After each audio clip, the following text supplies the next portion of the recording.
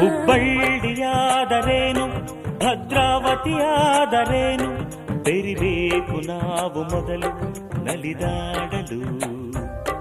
ನಾವೆಲ್ಲರೂ ಸರಿ ಹೋಗರು.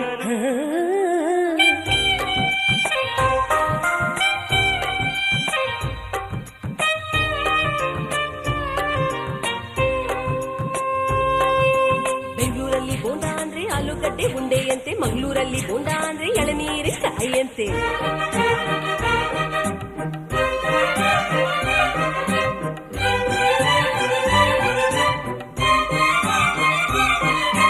ಗದಗಿನಲ್ಲಿ ಪೂರಿ ಜೊತೆ ಬಾಜಿ ಕೊಡ್ತಾರೆ, ಮೈಸೂರಲ್ಲಿ ಕುಸ್ತಿಗಾಗಿ ಬಾಜಿ ಕೊಡ್ತಾರೆ. ಮೈಸೂರಲ್ಲಿ ಕೊಲಗದ್ದೆಗೆ ಭೂತಾಯಿ ಅಂತಾರೆ, ಮಂಗಳೂರಲ್ಲಿ ಒಂದು ಮೀನಿಗೆ ಭೂತಾಯಿ ಅಂತಾರೆ.